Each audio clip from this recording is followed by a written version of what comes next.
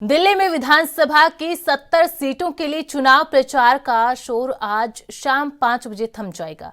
इन सभी सीटों के लिए मतदान 5 फरवरी यानी बुधवार को होगा और चुनावी नतीजे 8 फरवरी को आएंगे। इन सभी सीटों पर 699 प्रत्याशी मैदान में हैं। चुनाव प्रचार के अंतिम दिन सभी प्रत्याशी एड़ी चोटी का जोर लगा देंगे। प्रधानमंत्री मोदी ने बीजेपी के लिए 3 रैलियां की है, जबकि आम आदमी पार्टी की कमान दिल्ली के पूर्व सीएम अरविंद केजरीवाल ने संभाल रखी है। दिल्ली की 70 सदस्यीय विधानसभा के लिए हो रहे चुनाव में आम आदमी पार्टी, भारतीय जनता पार्टी और कांग्रेस के बीच त्रिकोणीय मुकाबला देखने को मिल रहा है।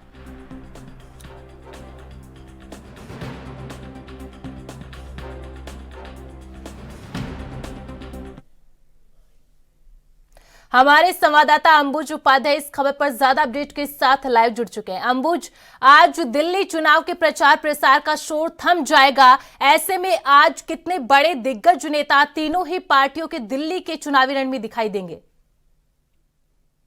इस तरीके से 70 विधानसभा सीटों पर दिल्ली के अंदर चुनाव होना था और जिसको लेकर के प्रचार प्रसार में तीनों पार्टियां, जो बड़ी पार्टियां हैं, आम आदमी पार्टी की बात की है, कांग्रेस की बात की है, भारतीय जनता पार्टी की बात की है, सबने पूरे जोर शोर से प्रचार प्रसार किया, जो कि आज शाम 5 बजे थम जाएगा। और अगर आज की बात की जाए तो आज भारतीय जनता पार्टी की 5 रैलियां हैं और आम आदमी पार्टी की 3 रैलियां हैं। इस पर रक्षा मंत्री राजनाथ सिंह के नेता पुष्कर सिंह धामी, गोवा के मुख्यमंत्री और उत्तर प्रदेश के दोनों उप मुख्यमंत्री ब्रजेश पाठक के साथ साथ और भी लोग यहाँ पर रैलियां करते नजर आएंगे। मनोज तिवारी रैली करते हुए नजर आ रहे हैं, अनुराग ठाकुर रैली करते हुए नजर आ रहे हैं और चुनावी सभा को संबोधित कर रहे हैं।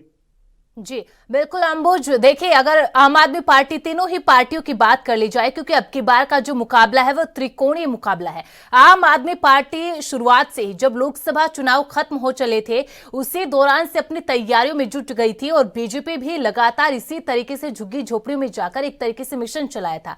आम आदमी पार्टी के तो तमाम दिग्गज नेता चुनावी रण में दिखाई दे रहे हैं और अगर बीजेपी की बात की जाए, उसके जितने भी मुख्यमंत्री थे वो सभी दिल्ली के चुनावी रण में दिखाई दिए। खुद प्रधानमंत्री नरेंद्र मोदी उतरे, केंद्रीय गृह मंत्री उतरे, रक्षा मंत्री उतरे। लेकिन जब कांग्रेस पार्टी की बात की जाती है तो कांग्रेस पार्टी का जो आला कमान है अभी 3 से 4 दिनों के अंदर ज्यादा एक्टिव दिखाई दिया है, चाहे वो प्रियंका गांधी हो या फिर राहुल गांधी।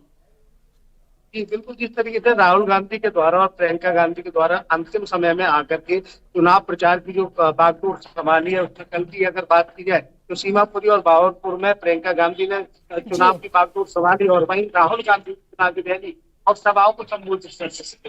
लेकिन आपको एक बात बताना चलो कि मैंने यहाँ पर शीला दीक्षित का कार्यकाल देखा है। वो 3 बार मुख्यमंत्री रही।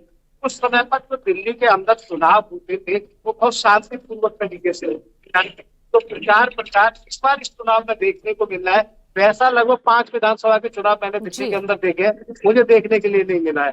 प्रधानमंत्री नरेंद्र मोदी से लेकर रक्षा मंत्री, 5 6 प्रदेशों के मुख्यमंत्री दिल्ली के अंदर रुके हुए हैं। तो ऐसी चुनावी सभाएं या चुनावी रैलियों की अगर बात की जाए तो दिल्ली में कम देखने को मिलती थी। लेकिन इस बार की अगर बात की जाए तो तीनों पार्टियों ने पूरे दमखम के साथ पूरा प्रचार प्रसार किया। आप देखना होगा जो जनता किसको 5 फरवरी को मोहर लगाती है और 8 फरवरी को ये कुर्सी, जो दिल्ली की कुर्सी है जिसके लिए संग्राम चल रहा है, ये किसकी?